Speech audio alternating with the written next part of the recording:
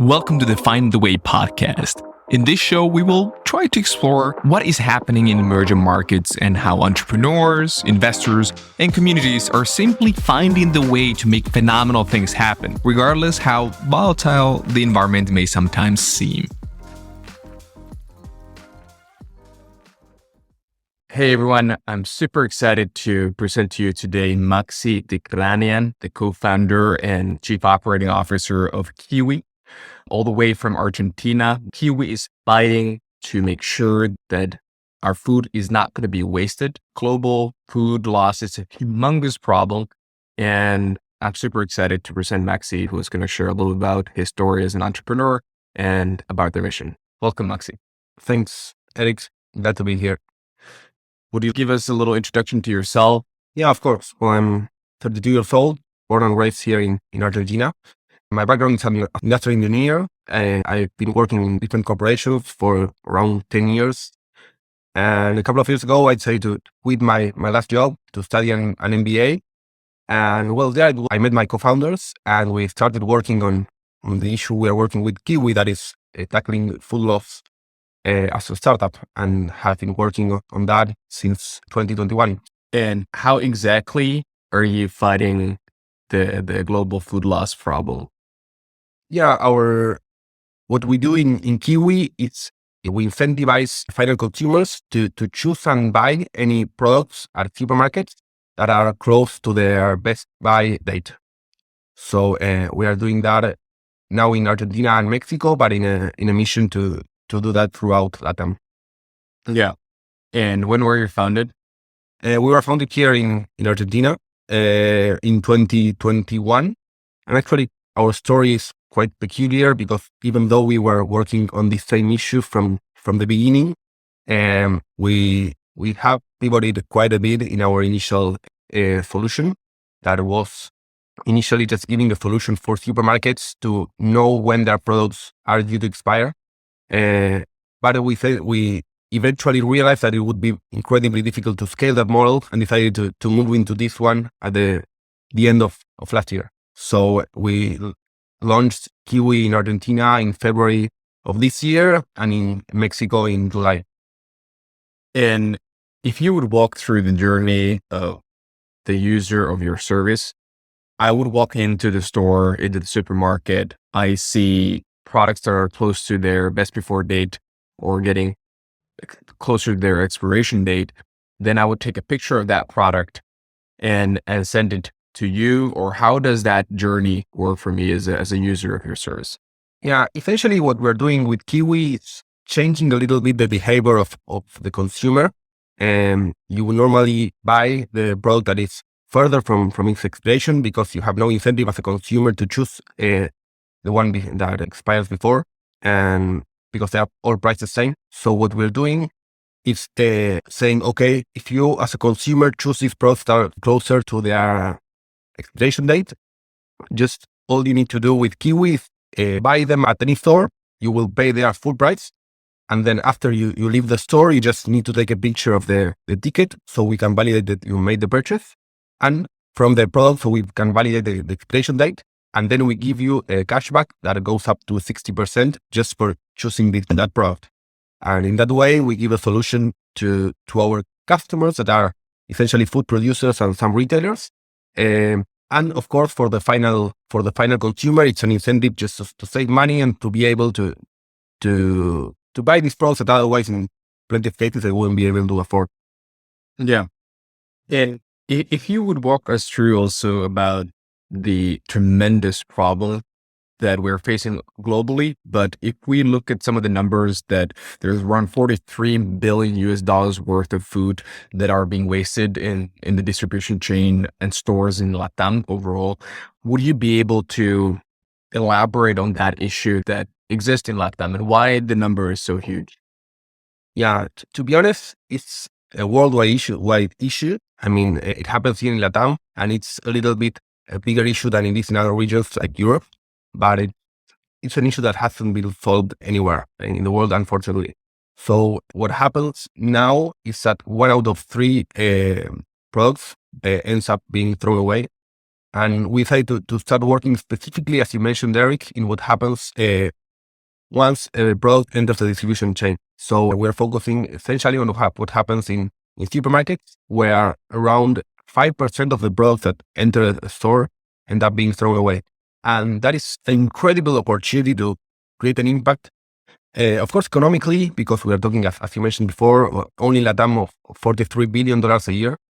And that is a huge loss for retailers, but especially for food producers that are the ones that end up getting these products back.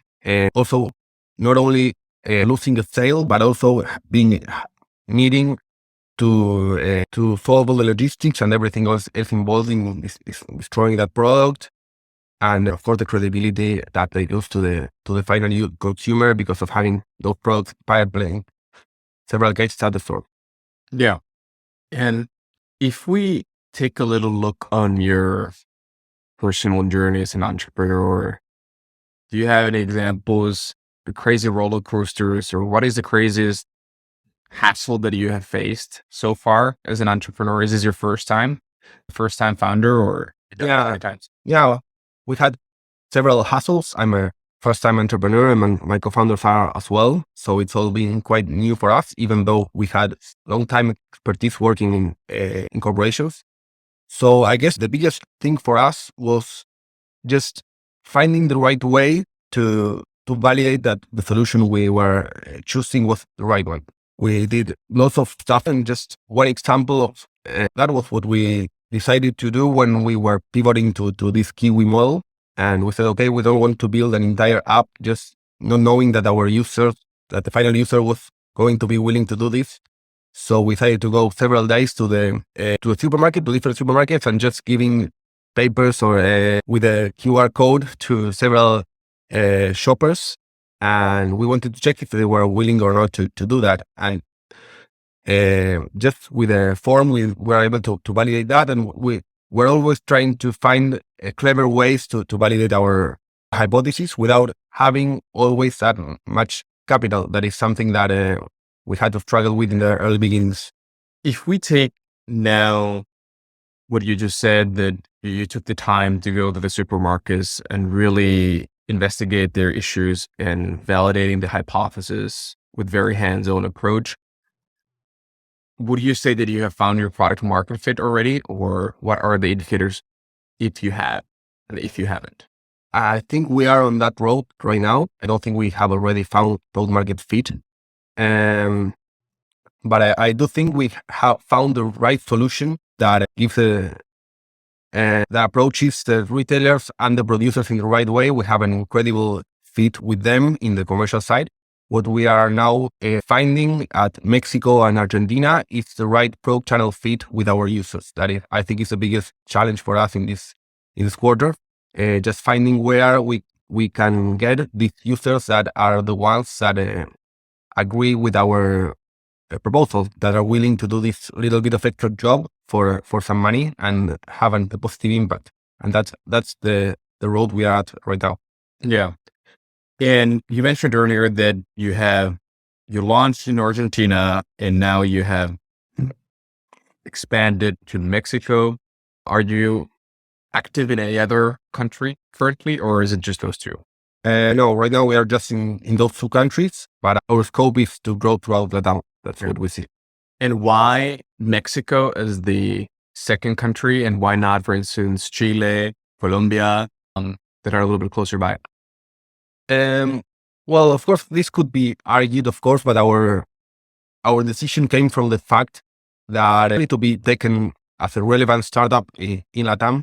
You need to be present in either Mexico or Brazil, that are the biggest of relevant markets. That's where our decision came from. And from those two countries, we really did struggle to decide in which one we would go first.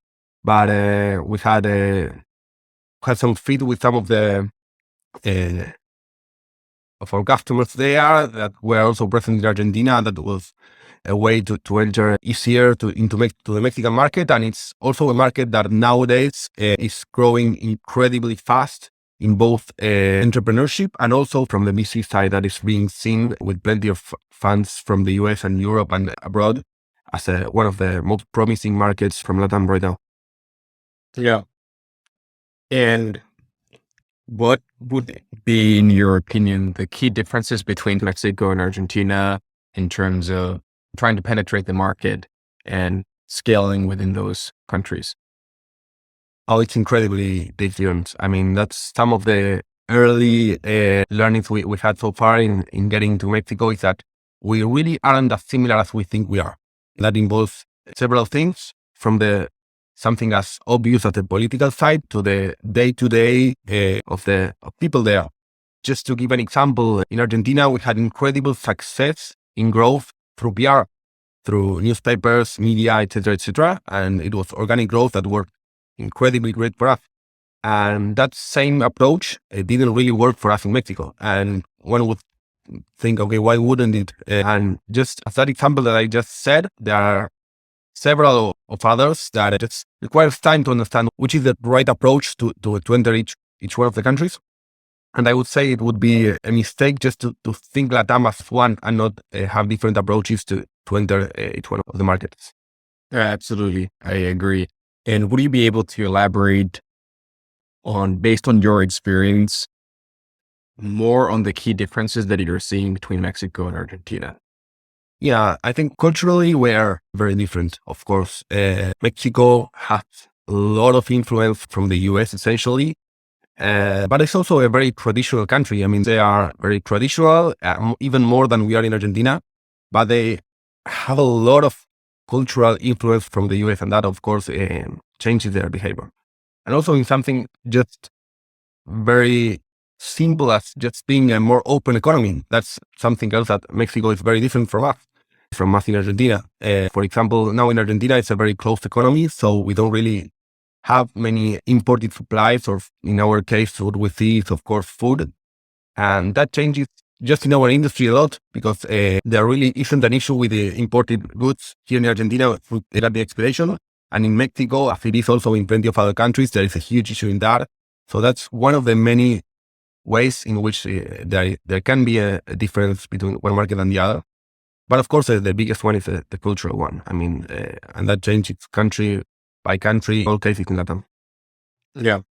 And you mentioned there that one big key difference is when we compare it to Mexico, is that you have a relatively closed economy currently here in Argentina, and that impacts the ability to import components, food, everything. How is that influencing your business in a way that you are operating a more closed economy and an environment? Do you have challenges coming because of that? Yeah, absolutely. There are some challenges and there are also some opportunities regarding that to do business. But in our case, regarding challenges, and we are living in a very particular moment here in Argentina right now. There are definitely challenges regarding living or being in a closed economy right now. And one of the most direct ones that we suffer in our industry is just saying to our customers that are consumer packaged goods companies like Danone, Coke, etc. Those companies now in our market are struggling just to be able to supply the goods to the retailer. So when we just go to them and say, okay, we're giving you a solution not to throw your products, that's probably not in their top priorities right now in this country, as it is in others like Mexico, or probably the same would happen in Europe or the US or other markets. That's something we see as a challenge, but it also involves some opportunities very often in saying, okay, the competition is not as tough as it would be in other markets. There are opportunities regarding a closed economy saying, okay, if we are able to maximize what can be done with these products, there is a huge market in offering them to other consumers. So that also gives us an opportunity, for example, here in Argentina, in saying, okay, if we can recover these products that would have been thrown away at a low cost, there is a market to sell them because there isn't really much of a supply elsewhere. So in that sense, it's both a challenge and an opportunity. And I could go on and on with our examples, but Yes. And then now you're bringing something new and innovative into the market. You're trying to penetrate heavily in Argentina and Mexico. If we start in Argentina, how are your customers or partners willing to adopt new technologies, new processes? because we as humans, we're so comfortable of getting used to getting things done in a way that we've always done it. So now when you go to the supermarkets, you go to the big retailers of the world, how are they perceiving you? And are they excited, or do they want to slow down the progress? What is the market penetration looking like here? No, we're incredibly happy with how open these companies have been with our approach. And I would say it's a huge challenge. And that's something we've learned from our prior approach in saying, okay, when we were trying to give a solution that changed the operation of the very traditional companies like our retailers and these consumer packaged companies like CPG, we really struggled with that and say, but once we found the right approach in saying, okay, you really don't need to change anything in how you work, and we're just going to give you a solution, just doing nothing. And that is what we're doing with Kigüi. And in that we found really open arms in these companies in just trying out our solution and increasingly giving further and further budget into it. And of course, in these companies, it's never from one day to the other, they're willing to say, okay, let's work together and do whatever you want. But in validating in small samples that this works, after a couple of months, we have had great success in working further with these companies, and also once having success cases with them, just also in approaching others. And if we still focus on the markets and your customers' willingness to change and adopt new processes into their existing operations, you have mentioned that you don't really need to change anything. You can just, it's a plug and play solution that you can go. And that's a very key selling point, that they don't need to change their processes. Is that? Yeah, that's absolutely right. Just all they need to tell us is, okay, I'm willing to pay X percentage for products that are due to expire in less than Y days. And that's all we need to know from them. And I think that's a key success point, of course, in how we operate. And if you now go to all of your key stakeholders in the chain who are contributing to our food supply, would you go and try to go with a narrative and explain to them that, hey, 1/3 of the food used before it ends up on our plates actually get destroyed or gets damaged in a way that we're not able to use it, to eat that food? It's a huge loss. What are they, or are they saying anything that why is it happening still in today's world? Why is it only now that you're coming up with a solution that it seems so simple? That why hasn't it been tried to do before? Yeah, in this industry itself, there is a basic problem that happens here in LATAM and also elsewhere. That is the lack of information regarding products that are located at stores. And that makes it that easy to have a solution. So that I would say that's the first thing. But also in having so many players involved, the producer, the retailer, and the final consumer, the easier thing to do is just to put the problem away to the other one. So the most powerful player in this chain usually doesn't really suffer this issue because they just give it back to the producer in some cases, or to the final consumer in prices, and that used to make it a non top priority issue for them. And so what we are doing in Kigüi is just making it very simple to solve. But then if we would take a look on what you just said, that some major players in the chain, they are so used to just pushing the problem into the next person, right? Why would they care? Or are they caring about the fact, because they will keep still making money, loads of it, because even though certain packages or food will get destroyed and it will not go to the end consumer, if they're able to push that problem to the next person in chain, right, they can just keep producing more and more and more. So they would have an incentive not to change the system, except that the whole society now is demanding more sustainable solutions. But are you facing any ambiguity in terms of that? Why should we change anything? Because they haven't so well off already. They're making enough money and they keep making money as long as people keep buying products. And why would they care if some parts of the products would get lost along the way? It's just cost of doing business that they would take.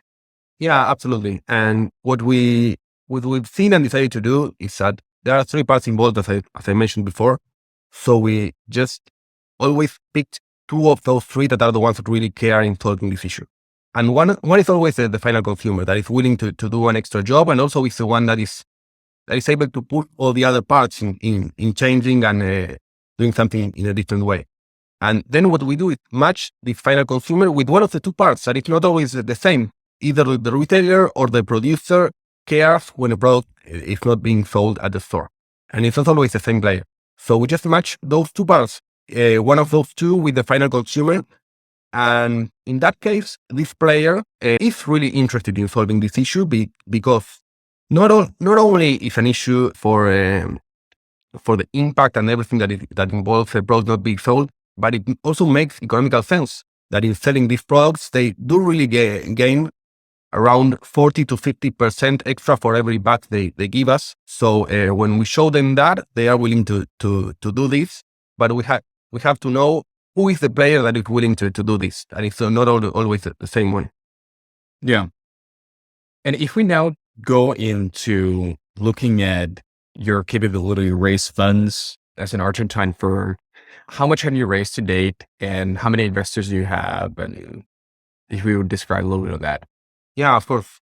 We raised $250,000 in 2021 as a pre-seed round that was led by Newtopia VC, that is a LATAM fund, and some angel investors. And now we have raised an additional 800,000 we have already 4 VCs committed from the LATAM region and also some angel investors that are relevant in the retail industry.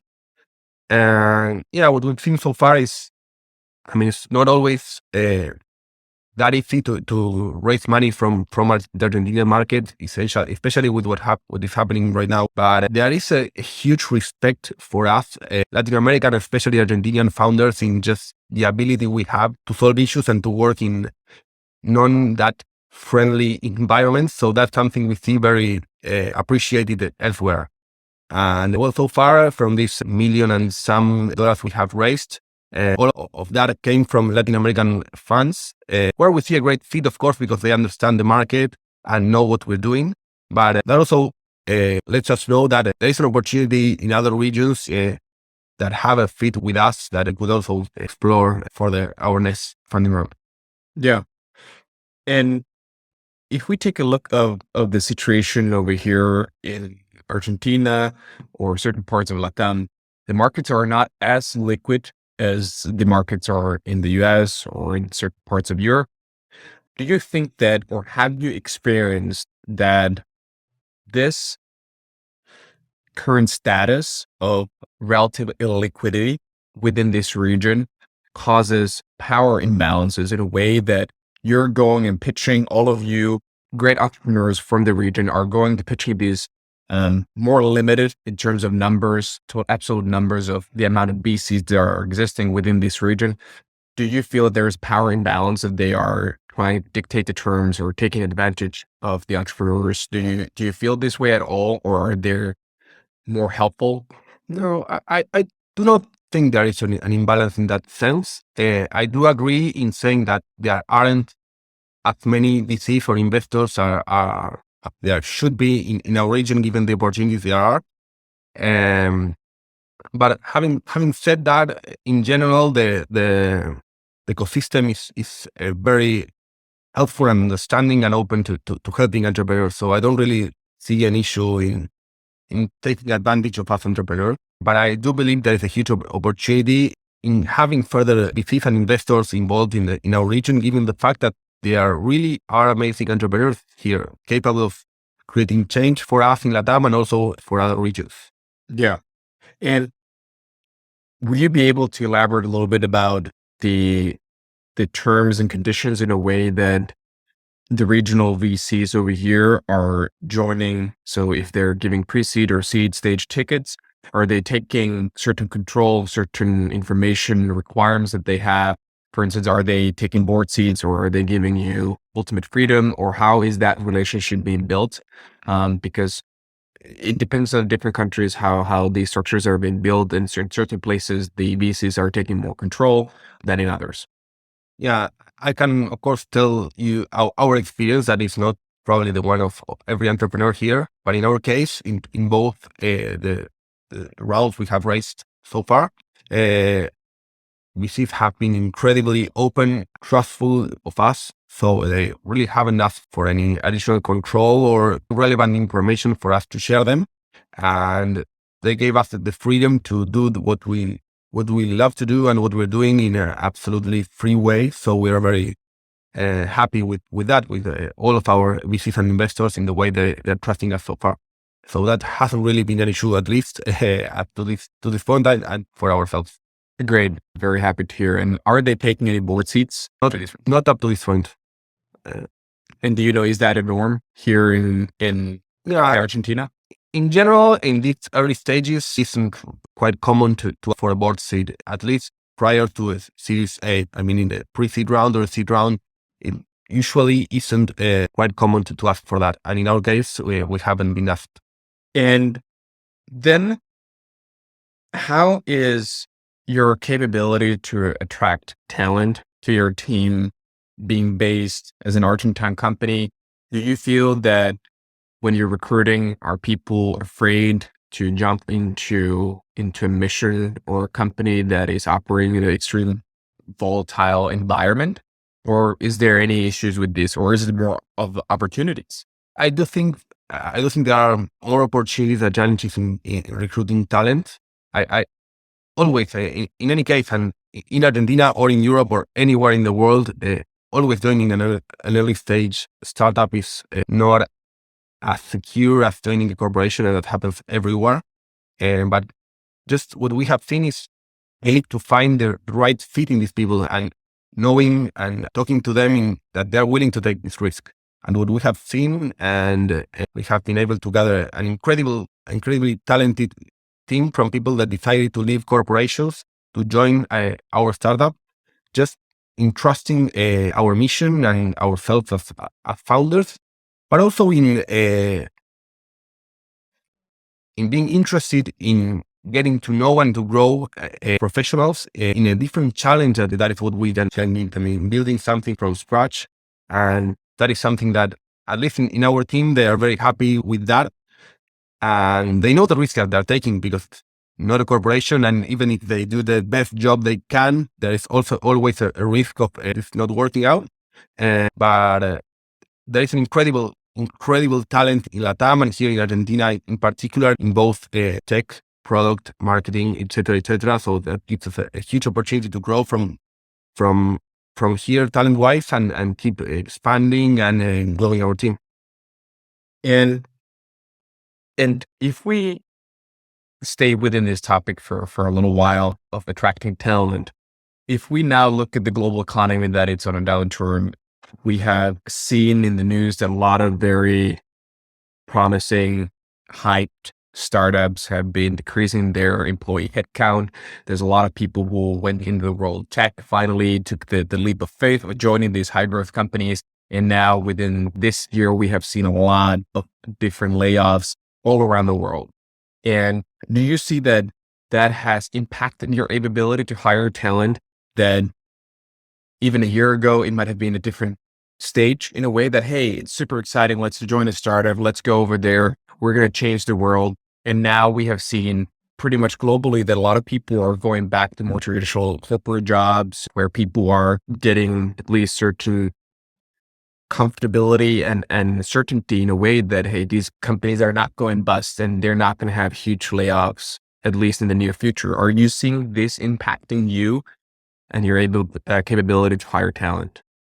It hasn't so far, but I do believe it really has refreshed the memory of these people that are joining or could have been joined startups in this risk that we were describing before. That was something that wasn't really happening before, because startups had the ability to raise money indefinitely, and so that made the risk of joining one less relevant. So I think what happened in this 2022 is that more people are remembering that joining a startup is risky. So I think, in a sense, it's a good thing because the people that are now willing to join a startup are really aware of the risks that are involved and are the ones that are really willing to do that extra effort and take these extra risks. So I think that's essentially what I've seen at least so far. Yeah. And in your recruiting process, when you're trying to attract this top talent to join your mission, are these conversations being held at all? Or are people just in a desperate need to find job? Because, for instance, when we look at the amount of great higher education you have here in Argentina, but when people graduate, a lot of people actually flee the country because you have lack of opportunities within the country. And are you just seeing people being desperate of hunting for jobs, or are they questioning this at all? That are you able to pay their payroll? Are these kind of conversations being held in the recruiting process, or how's that environment? I do agree with that there currently aren't that many job opportunities here in Argentina, but also in the tech industry, it's really a global market right now. So we don't really compete against other Argentinian companies. We do compete globally against other startups or corporations that are hiring Argentinians or Latin American talent. So that's, I think, key to understand.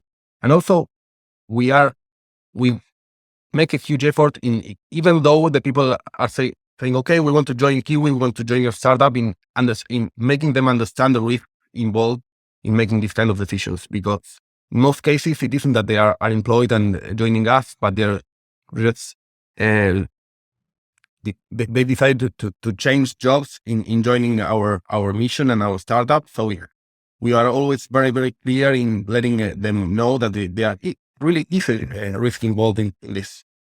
Yes. And when you're covering your payroll, how are you handling that when we're facing all this three-digit inflation within Argentina? How are you handling your payroll? Are you paying everything in pesos, US dollars, cryptos? How is that operating environment? Now, we have decided to pay in US dollars, just essentially to make it easier and to avoid having conversations every 2-3 months in changing the payroll because of inflation. That is something that is, at least in Argentina, it's incredibly high right now and makes it incredibly inefficient if we wanted to do that. Okay, so you're hedging and mitigating the risks in terms of the local currency's volatility by just going all in with the US dollar.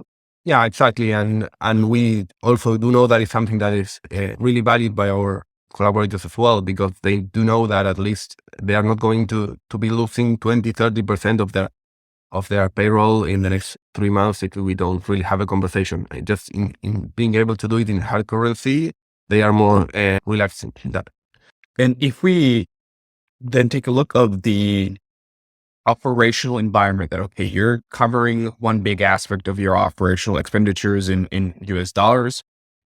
Are you getting paid from your customers in Argentina in pesos, or has that environment changed at all? No, we are being paid in pesos. We do know that in growing and expanding to a different stage, we will probably have to change, at least in some cases, this approach we are taking in paying in hard currency.